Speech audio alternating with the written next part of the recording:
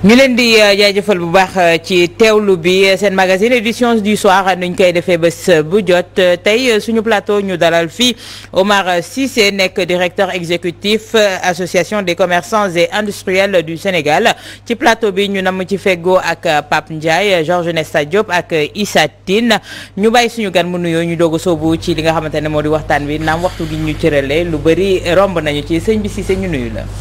waaw maa ngi leen di fay soxna Awa di nuyu sa collègue yi di am mbégte ñëw tey seen plateau fas yéene ànd ak yéen faram fàccee li nga xam ne moo xew incha allah. incha allah ñu nam waxtaane lépp lu aju rek ci wàllub xëyub ndaw yi nga xamante ne njiitu réew mi def na ko fi mu nekk nii priorité am ndax tey la amal conseil présidentiel bu aju ci wàllub xëyub ndaw yi ak réinsertion sociale waaye tey sëñ bi Cissé mu mel ni yéen li ngeen ci ñaawlu moo di dañ leen cee beddi ne amoon ngeen ca pàcc. dëgg la soxna si ñun bokkuñ ci ñi nga xam ne convié nañ leen ci daje bi tey donte nag bi ñuy koy waajal am na benn CRD bu amoon boo xam ne le préfet de Dakar moo ko organisé woon à la chambre de commerce de Dakar on était convié ba pare bokkoon na ci ñi nga xam ne ci ñun la waxoon la yaakaar solution yi. ba ñu am ay début de solution yu ñu ko joxoon diggee woon ak moom sax gën koo yaatal. pour que ñu mën a am solution boo xam ne bu durable lay doon par rapport ak employabilité ak emploi des jeunes. Mais à notre grande surprise. jotuñu benn invitation kenn convié wuñu waaye loolu wàññi benn yoon suñu Pastef ñun. ak suñu takkuwaay ak suñu yéene suñu réew. fu ñu ko mën a liggéey la rek dañ ko def incha allah rabbi. woo nañu wala woowuñ ñu ñun ñu ngi ci yoon bi incha allah. Georges tey ci ponk boobu kon gis nga ko dañu doon xaar catégorie yëpp ñëw ku nekk indi sa wàll ci li nga xamante ne moom moo di liggéey bi apparemment y a des laissés en rade. waaw maa ngi nuyu monsieur Cissé d'ailleurs sama intervention si ñaari mbir laa koy accès. Première kii bi mooy je vais faire une analyse dans le fond li tubaab di wax dans la forme et dans le fond. Dans la forme mooy ni ñu ko organiser. tey dafa mel ni boo dégloo par exemple discours bu ñu commencé depuis ce matin loo si gis ñi ngi fay déglu ñëpp ñu bëri ñoo xam ne ñoo représenté ndaw ñi. au lieu ñu wax loo xam ne moo leen tax ñëw moo leen tax ñu délégué leen ñu ñëw foofu di waxal ñu yore kaddu ndaw ñi dañuy dégg ñu naan maa ngi remercier ministre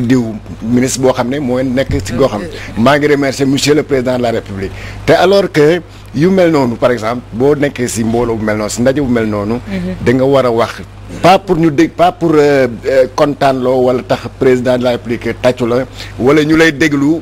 de bokk si mbooloo mi di la tàccu mais da nga war a wax loo xam ne dina amal njëriñ askan wi. damay joxe benn exemple rek wala deux exemples yoo xam ne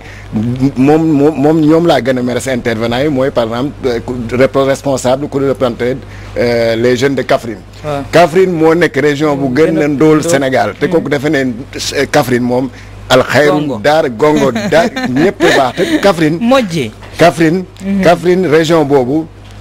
taux de chômage am mu ngi si 14,9%. donc daanaka mooy l'équivalent du taux national boo xam ne muy 14,2%. ku mel noonu ñëw di naan waaye suma ministre Abdoulaye Sow ndaanaan bi dégg nga fi donc fàtte carrément problème mu waa Kaffrine ba son ministre pas son ministre mais son maire si boppam nee na sunu jeune bu ñu représenté fii nag il est passé complètement à côté ñu ne deeta waaye am na keneen ku dëkk Matam wax tamit même chose di remercier le ministre Malick Sall moo xam ne mooy seen ministre bu dëkk foofu nga dégg même waa Fatick même booy bu nekk Fatick sax ku représenté Fatick mi nga xam ne foofu le président Macky Sall jógee kooku sax au moins il a eu de la retenue parce que wax na lu problème mu Fatick les esquisses de voilà au moins dégg nañu ñaata yoon nga dégg fii jeune Fatick yi di génn si mbedd mi di ñaxtu parce que amuñu lu ñu liggéey te ministres yooyu ñuy félicité peut-être ministres yooyu ñoo xam ne lu ñu nekkee tey ministres yooyu loo leen ko teg parce que ñoo yeggewul seen doléance si président de la république donc buñ ndaje bu mel nii du parce que kii def laa cëral rek nga dem daal di fàtte si jeunes yi loolu c'est pas bon et te man ma remarqué aussi absence ou les vrais acteurs comme ni ko monsieur Cissé waxee ñoom waroon nañ fa teew parce que c'est des acteurs. boo waxee tey ay affaire u sans coloration politique sans coloration politique même opposition bi sax waroon nañ fa am au moins ñu jox leen 2 à 3 personnes jeunes yoo xam ne nañu wax au nom de l'opposition parce que opposition bi tamit looy dégg parfois dans l'arène politique dañ ne opposition wax rek lañ fi nekkee di critiquer du ñu propose solution mais naka nga bëggee opposition bi propose solution te woo leen si ndaje boo xam ne da nga soxla ay solution loolu c'est important. beneen bi gis nañ fi ay koo xam ne amoon na place mooy par exemple ndaw bu ñu benn femme bu ñu invité woon fii mu tudd Fatim en tout cas moo représenté Fatim Mbeng non Fouta Tampi xam nga ku mel noonu baaxoon na nga invité ko parce que moom buñ ko invité fii keroog ci Walfadjri defe na woon man dama bëgg a jàkkaarloog ministre yeeg gouverneur yeeg préfet yeeg ministre yeeg DG yu nekk Fouta ba ñu wax ma lii la ñu def Fouta wax na ko ku mel noonu comme nee na Fouta Tampi Fouta dafa sonn Fouta dafa dee baaxoon na tak mu taxaw si kanamu président la ne ko lii moo tax ñu créé suñu association Fouta Tampi di ñaxtu. Maintenant sur le fond maintenant c'est-à-dire pour dem si biir dafa mel ni tey président Macky Sall alors ñu ngi koy door a fal quoi muy adressé muy def première adresse à sa population alors que mu ngi fi depuis 9 ans. te lu mu fi wax tey yëpp lu mu fi dégg tey yëpp yàgg na ko xam yàgg na ko dégg. moo ko waxal boppam. buñ koy investir damay joxe benn exemple rek buñ koy investir fële à Diamalaye en 2011 décembre 2011. le 10 décembre 2011 je me rappelle. xam nga lu ma waxoon nee na def naa tour Sénégal 3 fois. amul lu ma fi gisul li may suma constat mooy que Sénégal tollu foo xam ne métit bi kenn mënu ko nattable te kenn mënu ko sax mesurer. jeunes yi xam naa li jeunes yi ma rencontré biir Sénégal dama rencontré des jeunes désœuvrés ñoo xam ne amuñu liggéey. gis naa ñoo xam ne dañuy chômer te ñu ngi ak seen diplôme seen poche loolu yëpp mu wax ko waaw mais loolu bu ko ñëwee tey nag mu toog ba 9 ans yooyu mu toog mu ngi mel ni kuy dawal oto pendant 9 ans jékki-jékki xëy ne suma oto ndeke mënul daw démarrer. te yow 2 ans yooyu yëpp yaa ngi koy ñu ngi lay pousse muy arrière ngay pousse mu arrière pendant 9 ans nga nekk si oto boobu mu nga toog nag ne mu dese la ñaari at nga war ko jaayee sax laa waxati pour changer. nga toog ne man suma oto ndeketee baaxul loolu daal mooy première remarque yi ma si amoon balaa ñuy nekk si. d'accord Pape fii Georges daanele mooy li ñu nemmeeku itam moom moo di ci forme bi li ñu ci doon xaar mooy ñu dindi ci wàllu politique ndax nit ñi loolu lañ doon xaar carrément ci ndaje boobu waaye li ñu ci gis moom moo di ne c'est des membres de l'Alliance pour la République rek ñoom ñoo fa teewoon en grande partie di caresser le président sur le sens des poils est-ce que loolu lañ doon xaar tey gi pour saafara parce que c'est lui qui avait dit je vous ai compris gis naa li ngeen signal bi ngeen ma lancé. waaw man dama gis ne dafa am ñaari gàllankoor yoo xamante ne moom mooy yàq xëñ na politique yi nga xam ne nguur gi dina ko fi teg pour saafara problème mu xëyum ndaw ñi bi si jiitu mooy li ñu doon wax fii léegi mooy manque absence de démarche inclusive bi nga xamante ne xam nga ñii ñi ngi wax ne dañ leen di beddi ak ñeneen donc bu fekkente ne ñi nga xamante ne ñoom ñoo war a seq wàll gi yëpp dajaloowuñu la amul démarche inclusive ça pose problème beneen bi tamit mooy la politisation bi nga xamante ne day am ci li nga xam ne moom mooy politique d'emploi parce que li xewoon tey ci suba loolu meeting lay gën a nuru que leneen folklore bi moo fa ëppoon doole la durée également jeexagul gis nga mi ngi noonu te jeexagul donc gis nga awa man dama gis benn mbir laa gëm dëkk boo gis dafa am particularité boo xam ne moom moo mën a assurer décollage économique am gis nga man Sénégal góoma ni politique nationale d'emploi moo fi moo mën a régler mbir mi parce que région boo dem dafa am particularité bu région boobu am par rapport ak beneen état bu bëggee régler problème emploi définitivement lim njëkk a def mooy freiner le phénomène de l'exode rural fexe ba nit ñi dootuñu jógeeti seeni région di ñëw Dakar wut liggéey li leen mën a tënk seen région nag lenn képp la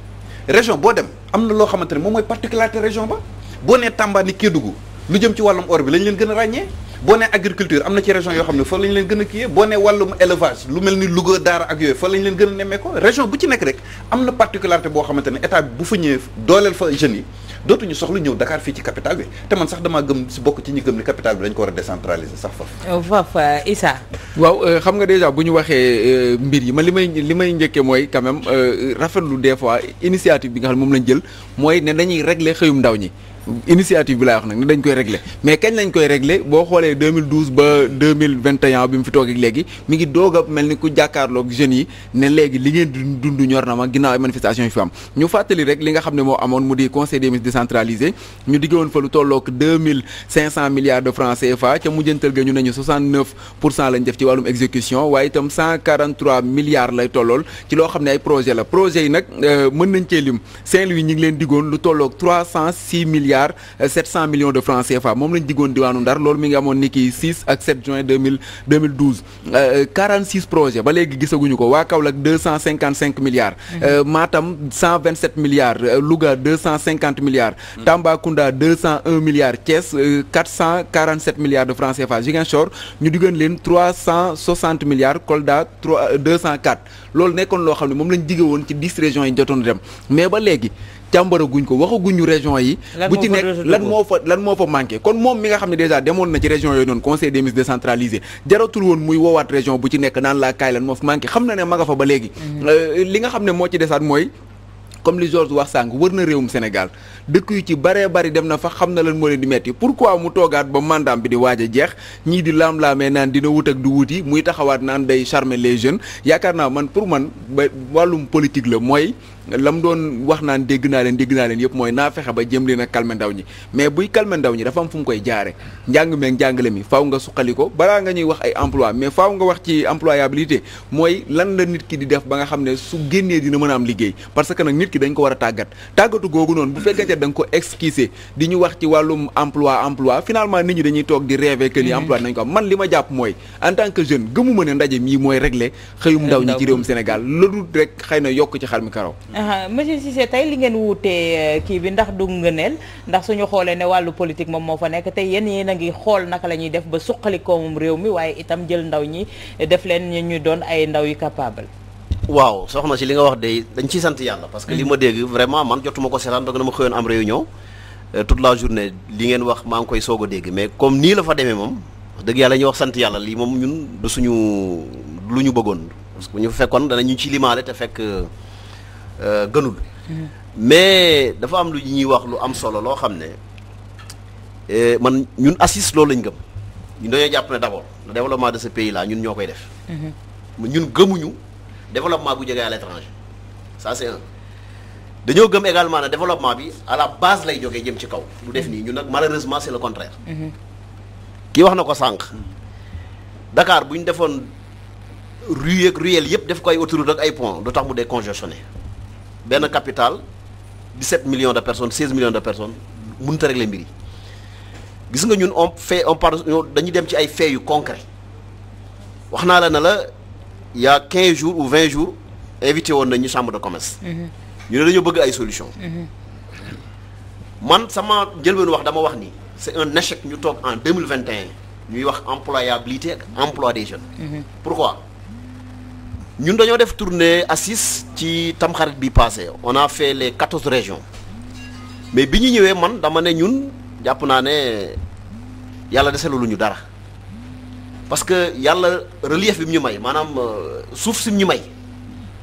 naaj wi mu ñu may ndox mi mu ñu may mais li gën a am solooti mooy jeunesse bi mu ñu jox 70% ou plus entre 25 ans et 40 ans ñu toog ba léegi ñuy wax xale yi amuñ liggéey mais c'est vraiment un échec. Est-ce que tey solution mun na am en laps de temps. mais bien sûr bien sûr. avec 450 milliards d'appui yoo xam ne dina ko dolliwaat ci li fi jotoon a nekk mais loolu yaakaar nañ ne nax saay na. xam nga mbir yi du ay 450 milliards bari ko de moo jaay génne wuñ fi 1000 milliards ci force Covid fan la mujjee loo ci gis ñu ngi koy jiñeent sax def bilan rek problème la ban la wax ma rek ban loo ko yëg est-ce que kenn yëg na palpable. mais milliards 1000 milliards moo gën a bëri 450 milliards je pense bien wax ji du loolu du génne xaalis teg du régler loolu dama bëgg ñu dellu si waat ci modèle bi ñuy tuddee modèle Bawol-Bawol on nous appelle des Bawol-Bawol entre guillemets je l'ai dit à un ministre lors d'une réunion parce que li yàq réew mi mooy dañuy manquer considération yenn suuf te bu ñuy wax développement réew mi économie réew mi ñoo ko yor damay wax ne économie réew mi boo ci génnee les commerçants et les moodu mais réew mi nërmelu un commerçant bu jógee Bawol ki jógee Sine ki jógee Saloum bi muy wàcc fii 50 000 francs yoru ko au grand maximum am na ñoo xam ne daan la sama capital ci gën a bëri 50 000 francs la muy wëlbati di wëlbati ba tey mu yor ay centaines de millions voire milliards di def seen àdduna bi fu ko neex dem wuti fa bagage indi ko kooku soo jàppee ne dafa dof moom mi ngi wut garab yi mu la faje kooku bu dee liggéey rek li ñu tuddee make money def économie jàpp naa ci moom la samp baax ñu ne ko donc ñun dañoo bëgg ñu am considération ñun laajtewuñ ñu bari ñu on veut juste un cadre fa am loo xam ne wax dëgg yàlla suñ man àggu fa dafa leen ñu cadre rek ñun on a des propositions dëkk bi dama gëm ne pour mu développer industrie moo koy développer faut ñu industrialiser ñun ñu ngi ci importation mais gëm nañ ne réew du développer ci importation kii daf ko wax sànq ñun dañoo wër dëkk bi xool au moins Sénégal boo ñëwee mën ngaa compte on est 14 régions mën ngaa compte 6 à 7 régions yoo xam ne bu ci nekk rek lu mu gàtt mën naa dundal boppam am na ñoo xam ne sax mën nañ produire loo xam ne sax yeneen régions yi mën nañ ci am mais loolu exploité wuñ ko ba léegi buñ toogee bi tey ñu naan la 60 milliards la ñuy def ci meew nga dem Jolof gii ñuy tuur meew ñuy tuur soow mi moi c'est que ça c'est sérieux et pourtant c'est des petites unités industrielles yoo xam ne tey des économies des opérateurs comme nous mais nañ leen ubbil ma ne ko xam nga lan mooy problème bi mooy ñun dafa am benn conception bu ñu am 2006 lay wax ak sama benn grand frère ma ne ko actuellement de yàlla def na macha allah commerce bi dox na il faut qu'on change de paradigme ñu jógee nag ci importation jéem a dem vers l'industrie xam nga lan moom la ma wax mu ne ma Cissé ñun jànguñ te jàngkatu tubaab ñaar lay def bu jàkkaarloo ki jàngul mooy nu mu koy naxee. wala bu ko naxee du ko xam. wala bu ko naxee ba pare du ko xam et c'est dangereux mën a créer préfet da ngay gis demal Sandaga nga jël 10 commerçants wala 20 koo ci gis am na immeuble loo xam ne à coût de milliards la. mën na ko ban développement moo mën a jógee ci immobilier amul su bëree ba bëri ñaari nit ci nekk ñoo ci liggéey du 1er au 5 lay liggéey loolu ban emploi leen di donc milliards yëpp ñu def ko fer en béton ak ciment lu waral loolu parce que commerçant bi wala opérateur bi nga xam ne yeewul wala jàngul benn kii bi gisin bi mu gis ci ñi mu jàkkaar loolu mooy da koy nax day préféré ne demal ma def ko def fer ak béton def ko immeuble dem toog benn nit a ciy liggéey du 1er au 5 maximum la ciy liggéey jëlal 10 commerçants mën ngaa dajale léegi 20 milliards barki démb dañoo def benn tournée nous sommes une association de commerçants et d'industriels ñu dem seeti suñuy industriel mais man bi ma demee mosuma gëm ne loolu mën a nekk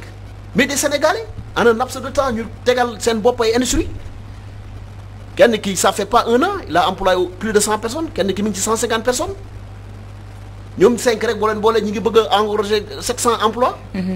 mais c'est la croix et la bannière pour ñu taxawal loolu dinañ ci ñëw mais Georges su ma déggee monsieur Cissé li muy wax yëpp c'est quoi le problème est-ce que Sénégal tey am nañu problème mu emploi wala problème de définir li nga xamante ne moo di politique économique bu Sénégal la ñu am. waaw yaakaar naa am na ku ko waxoon il y a quelques jours mu ne Sénégal wax naa ko fi tamit si benn plateau naa leen président Macky Sall bu mu fi toogee ba léegi si 9 ans yi. indi na ay structure boo leen compter ay DER ANEJ ANPEJ mën ne yooyu yëpp mën nga ci lim 10 yoo xam ne chaque fois dañ lay naan ñii pour xëyu ndaw réew yi la nangam seen formation et tout ça mais pendant 9 ans affaire mënul dem donc boo nekkee si loolu da nga war a toog taxaw nga ne li may def nii du yoon am na loo xam ne gaawul parce que y a un problème de mise en œuvre c'est-à-dire structure yi mën nañu bëri te du jëriñ dara parce que mën nañu bëri foo nga ne waaw boo demee fii boo demee fële DER a nga fii mais au résultat ça fait quoi ñooñu yëpp waroon na leen mën a auditer def un bilan de tout ce qu'ils ont fait pendant 9 ans ngay door a convoqué waat beneen kii bu mel nii parce que yaakaar naa Issa moo ko doon wax milliards xam nga xaalis bi nii boo ko déggee nii mën nga ko commencer kontaan di naan voilà mais milliards yooyu déggoon nañ ko fi yàggul pendant les conseils des ministres décentralisés dans chaque région te chaque région yooyu balaa conseil bi di am ni conseil bi amee tey noonu la conseil des ministres daan amee maanaam dañuy def CRD wala CDD comme ñoom si def nañ ko donc dans toutes les régions dans tous les départements day am CRD ak CDD. ku nekk wax li nga bëgg mais bu ñu demee nag jusqu'à la mise en œuvre nga gis leneen ñu indi leneen beneen pratique beneen mise en œuvre te si sa wax na la am importance développement au Sénégal di jógee bitim réew développement Sénégal fii lay jógee te lu koy waral tey Sénégal war na dépasse foo xam ne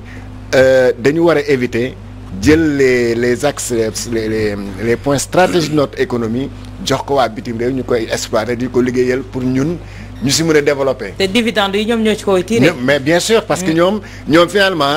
bu ñu jëlee lu ñu moom ñoo xam ne suñu suuf ñoo ko moom ak tout ça jox ko waa bi ne ñëw leen dugg si leen ngeen exploiter li fi nekk. ñoom peut-être les Sénégalais lan lañ si am. mais du bëri te ñoom ils viennent en pilleurs parce que amuñu du seen yoon na ko si ñoom na seen poche fees peut-être Sénégalais bu si amee ñoom bu ñu si amee bu dee 500 ñoom nañ si jël je sais pas 400 yi Sénégalais yi seddoo peut-être. Voilà. Mais dans ces conditions comment on peut tendre vers l'industrialisation te moom moo nekk moteur wala levier bu développement économique du Sénégal. mais ça il faut soutenir le secteur privé d'abord secteur privé bi fi nekk xam nga État son rôle wala sa mission sa vocation du ñëw di créer ay emploi wala joxe ay xaalis mais na soutenir d'abord le secteur privé ñoo xam ne ñooy créer emploi yi parce que xam nga il faut consolider d'abord ce qui existe. balaa ngay créer li nga créer ba pare nii. tabax bi nga def ni l'existant d'abord nga jéem ko consolider ba mu dëgër nga door a naan damay créer waat leneen parce que mën nga créer te loo xam ne dëgërul parce que tamit recherche création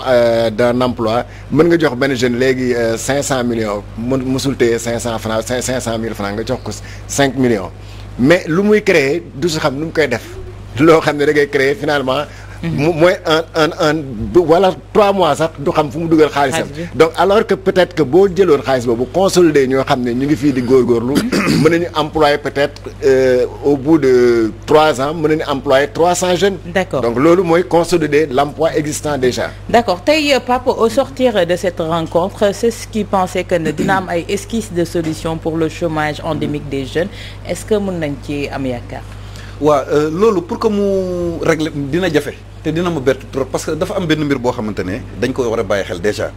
gis nga bu ñu wax wàllum xëyandoo mi ak emploi durable en fait moo tax ñuy wax maanaam liggéey boo xamante ni pas liggéey boo xam ne benn 3 mois 6 mois bu ñu lancé benn affaire après mu jeexaat kooku day dem daanuwaat ci pauvreté mais emploi durable boo xamante ne vraiment dina mën a durer dans le temps ba mën laa taxaw sa njaboot ba ñoom ñuy mën a dem di mënal seen bopp te amoon na lu gën a yomb ci ministère yi nga xam ne ñoom ñoo dénk wala emploi dara gënul woon yomb tey jii nii ñu demander à ce que région bu ci nekk def lu ñu tuddee expression de besoin région bu ci nekk ñu xool yéen lan mooy seen potentialité ñu ñëw jàppale état bi ñëw jàppale leen ci wàllu moom la secteur privé moom la CRD wax nañ ko balaa conseil bi def nañu CRD ñii def CDD ñu ne voilà listez-nous les besoins lan ngeen soxla en termes de liggéey ak xëy parce que comme y a quelqu'un qui a soulevé meew mi de Sénégal mu ngi koy importer alors que ñu ngi koy tuur fële lu tax ñu koy tuur fële parce que amul infrastructure routière yoo xam ne mën nañu jël meew mi indi ko fii donc je crois que ça aussi c'est un problème xëyu ndaw réew tamit liggéey am na infrastructure lourde yoo xam ne war na ko def balaa ngay naan da ngay dafa mel ni Issa mi nga doon wax léegi lu jëm ci conseil des ministres décentralisé boobu tamit ana bilan bi région bu ci nekk dem nañu xayma ne li ñoom lii mooy seen soxla ñu ne kat dinañ fi kii budget sàng mais est-ce que def nañ bilan xëy na bu ñu defoon bilan donc bu amoon évaluation donc duñu ñëwaat fii di jooy problème yi te yàlla xam na ni bëri na fi ay potentialité yu nekk ci yenn région yi gis nga Kolda da nga fay dem mango bi nam mu fay la quantité de mango bi yàqu nga xam ni ñii boo leen encadré woon rek transformation boobu noonu rek mënoon na jur lu bëree mais da ngay dem Ziguinchor tubaab bi fa la ñuy tegee conteneur yer anacarde bi directement port du ñu jaar sax fii ci marché local bi te on en a besoin mën nañ ko exploiter on peut en bénéficier. Justement am na ci région yoo xam ne par exemple da ngay dem ci fu mel ni Saint-Louis nga xamante ne potentialité yi fa am ci wàllum agriculture ak ci wàllum leneen ak leneen mais lépp loo xamante ne suuf si mi ngi ko fay génne ñun dañ demande di ko importer. Alors que donc lu day nekk loo xam ne day freiner vraiment suñu liggéeykat yi nga xam ne moom daal bëri na vraiment diagnostic bi mi ngi gis nga Sénégal. loo xalaat def nañ ci ay études ak càmbar nañ ko def nañ fi diagnostic solution yaa ngi tege maintenant volonté politique pour appliquer loolu parce que li gën a yomb ci état mooy réaliser loo xam ne nit ñi dañ koy gis nga tabax point ne lii maa ko fi def élection bu jotee nga leen def naa fi lii voté leen ma ñoom loolu leen gën a yomb ñuy investir ci loo xamante ne peut-être que du investissement boo xam ne day pérenne nit ñi mën ci teg seen bët en fait. Issa tey est-ce que ndaw yi war nañoo mën a am yaakaar suñu génnee ci ndaje bi ndax ndaw yi ñu yooxoon seen kàddu ñu dem waxal leen seen soxla dañ doon pommade Macky Sall. ndaw yi nga xam ne ñoo fa demoon déjà mën nañ ne échec la parce que boo xoolee su fekkente ne yow ki nga jàkkaar lool xam nga ne fii mooy metti moom xam na ne fii mooy metti ñi mu woo ko koo wax loolu da ngay toog di ko raayal naan ay yaa liggéey fii ak ministre bi def na lii affaire yooyu noonu di remercier parce que man li ma fa gis yëpp mooy am na ci ñoo xam ne xam naa leen booyu ministre diw lañ wala ministre diw ñi nga xam ne gis naa leen ñu ci bari ñu def ay statut Facebook ak ay WhatsApp ak yooyu noonu ku ci nekk dafa am leader bu la fa yóbbu boo xoolee waa APR ñoo fa ëpp ci ñu fa dem jeunes yi fa dem yëpp ñu ci bare bare APR lañ pourquoi tey waa ACIS ñi woowuñu leen te pourtant gis naa fa ñoo xam ne ña ngay jël parole gënuñu leen faa yello di jël parole parce que déjà xamuñu la ñuy wax ba ñuy wax nit ñëpp ñi ngi toogoon di leen déglu président sax déjà il n'avait plus envie de les écouter parce que lañ doon wax amul bopp amul genn loolu nag nga jël association yi nga xam ne ñoo nekk ci réew mi même buñ la contrer sax nga jël leen ñu toog wax la dëgg gi mooy tane parce que moom li mu soxla mooy lan liggéey comme fi mu nekk ñi loolu la bëgg xamuñu ndax lu mu ciy soxla ci liggéey ba wala xëyum ndaw ñeeg yooyu noonu mais na woo ñoo xam ne ñoo koy wax dëgg buñ ko waxee liggéey bi yaakaar naa na mën a jaar ci anam yi mucc ayib mais man li ñuy def nii yëpp man pour man benn poudre la rek bu ñuy sëlëm askan wi wan ndaw ñi ne bëgg naa leen ginnaaw manifestation yi parce que ne woon na dégg na leen gi yëpp mooy na fexe ba nu mu leen jaayee xëy mi mais xëy mi ñoru leen woon bu leen ñoroon ñu réglé ko dafa doon loo xam ne Pape Ndiaye mi ngi koy wax sànq fu ci mel ni fa ma dëkk muy côté Thiès déjà ñaataa fa nekk ci suuf boo jëlee autoroute bi ba Touba Mbacké ñaata ngay gis ci àll boo xam ne ministre yi rek nga koy gis ñu fay investir parce que nag awa bëri nay tool yooyu romb ñoom ñoo ko moom nga demaat fu ci mel ni ay Kaolack Sine Saalum ak yooyu noonu mais gerte gi mën nañ leen jàppale boo fa bayee ba pare ñaata lañ koy jëndewaat ñeen fukki dërëm daanaka moom lañ koy jënde loolu mooy bopp sa bopp ba monsieur Cissé doon wax léegi soo xalaatee investir sa xaalis nga préfère dem tabax ko sa immeuble di ko fayee dañ koy tabax ay immeuble wala ñu wut fuñ ko dugal DER bii ñuy wax nii bëri na ñoo xam ne dañ leen caa financé célibataire yu mel ni man soxna lañ ciy tàkk tabax ci seen kër wala ñu defar ci ab néeg jënd ci ay lalak yu kenn xamul am na ci ñoo xam ne peut-être xaalis bi feneen lañ ko yóbbu parce que du xaalis boo xam ne da ngay jàpp que ni que lii mën naa cee dugal pour mu juraat njëriñ mooy xaalis boo xam ne da ngay jàpp que ni alalu askan wi la ñëpp a ko bokk Papa Amadou Sarr taxaw di jéem a défendre boppam alors que nit ñi ba léegi ñi ngi laaj ñu auditer ko Georges mi ngi wax sax mais man j'insiste sur ça dañ leen war a auditer xool DER ñoom Thérèse Faye kuréel gañ jiite ak keneen ak keneen kuréel yooyu yëpp ñu xool leen ba pare càmbar ko ñaata lañ dugal ci xëyum ndaw ñi ñaata lañ ci lajj bu ko defee bu ñu leen mënee tas ñu tas leen buñ ko waree jaree sax ñu boole leen ci benn kuréel boo xam ne ku soxlaati di nga xam fa ngay jëm. d'accord monsieur Cissé tey jii est-ce que tey naam am ngeen volonté bi bëgg ngeen mais est-ce que am na tey loo xamante ne lu favorable la pour ngeen am assurance ne fii sama alal su fa duggee pour développement réew mi dinaa ci tirer profit ndax ñu bëri liñ ci gis itam ba duñu nangoo investir ci yenn yi bay employé ndaw yi moo di ne amul condition yu favorable yu lay koy may muy condition économique bi condition judiciaire beek yi ni mel yëpp pour ñu mën a taxawal seen ay industrie. waaw yooyu yëpp am na soxna si mais comme li ma ko waxee ci njëlbeen gi ñun dañoo am engagement te lii dañ ko def jaamu yàlla donc obstacle bu ñu mën a am du tee ñun dañuy avancer ba fu njëm ñu yem. am na yu neexut a jéggi de. dëgg la mais nga baal ma am na loo xam ne nag jàpp naa ne ñun population bii la parce que wolof dafay wax ne doo ma yaakaar pare yab ma. xam nga sànq wax ngeen ko déploré ngeen ko mooy ñëw ci kanam nit ñi askan lëmb yebal la nga ñëw foofu di tagg ma Samba ak ma Demba loolu du président du ministre bi nit ñi seen bopp ñoom amul fulla ñoo amul fayda li nga yor yëpp maa la ko jox tu es là pour moi je te paye. est-ce que ñoo leen yebal est-ce que ñoo leen yebal ki ma fa gis mu ne fac médecine la jógee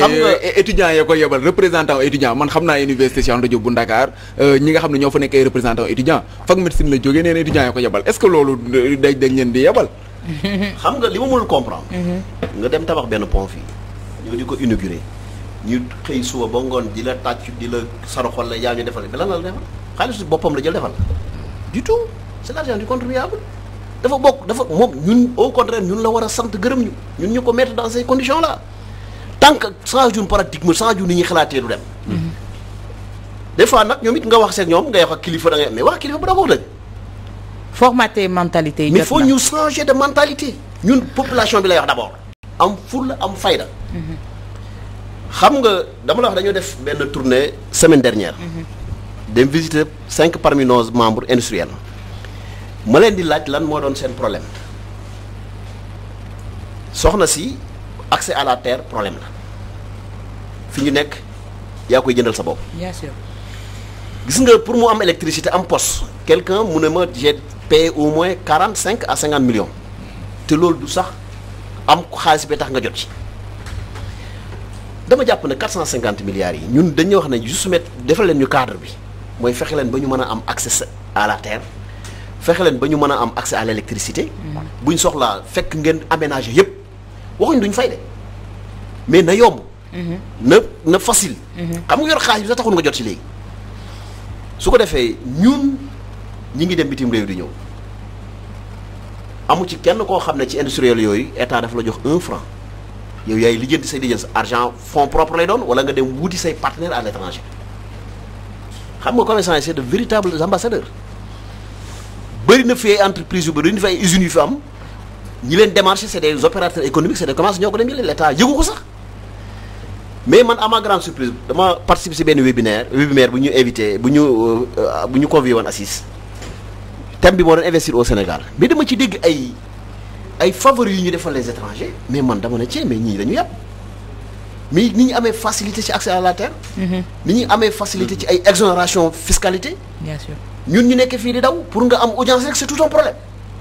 c'est tout un problème xam nga ñoom ñoo waroon jóg dem ci opérateurs yi commerçant yi leen kat dañu bëgg defar dëkk bi dëgg la yéen ci commerce mais boo yeggee ci benn niveau bi da ngeen war a changer ñoom ñoo waroon ñëw ci ñun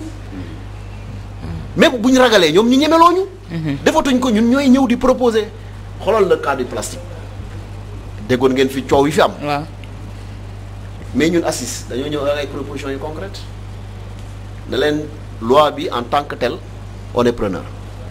le période passé dañ ko war a xeex d'accord nañ ci mais ñun on va proposer mieux nañ dem vers le recyclage pour wax la le développement de ce pays ne les intéresse pas une telle loi noo ko mën a jëlee sans nga jël les vrais acteurs du kii nga waxtaan ak ñoom est-ce que xam nga ne soxna si bi ñuy jël loi bi ñun à 3 mois lañ ko yëg mu war a dugg en vigueur. Il y avait au moins 7 à 6 milliards qui étaient en jeu yoo xam ne déjà marchandise bu nekk ci Dakar la disponible. lii mi ngi ci port bi génnagul. lii mi ngi ci frontières yi génnagul. am na ñu bloqué lii Kaaral ñi ngi ci yoon bi ci mer bi di ñëw lii def nañ commande yi ci usines yi bañ commencé ba joxe déposit. D'accord. En 3 mois ñu ne da ngeen ñu ne leen c'est pas la bonne solution nañ dem vers le recyclage. Mieux ñu ne bu ñu demee ba sax dañoo bëgg sa plastique nañ dem vers le carton. Mais carton bi ñan ñoo priorité lu dul ñu nekkoon ci secteur bi. waaw 10 000 emplois directs 30 000 emplois indirects mu ngi ci woon ñun on voulait juste le cadre mais à ma grande surprise il y a une société chinoise qui est là en train de monter son usine. pour la fabrication du carton du sac en carton. Mais vous pensez que ça c'est sérieux alors que nous sommes là preneurs. te amoon na ay entreprises yu mel ni Rufsac ak yi ni mel. Ouais, nekk à l'agonie. mais le secteur les jeunes qui étaient dans le secteur. nu leen def malheureusement. ñuy jaajëfal bu baax monsieur Cissé waxtu bi moom moo ñu xaj Georges c'était intéressant yaakaar naa ne lii tamit débat bu large la war a doon ñoom ñu ngi def seen forum mais à Walfadjri dinañ def forum également sur l'emploi des jeunes. Voilà Issa Tine ñu koy jaajëfal Pape Ndiaye ñu lay jaajëfal Cheikh Tidiane Diop Cheikh Tidiane Ndiaye ñu koy jaajëfal Pape Gora Gueye Serigne Saliou Bey Pape Samb Pape Mballo Ndaw itam ñu leen di jaajëfal ci njàppandal bi.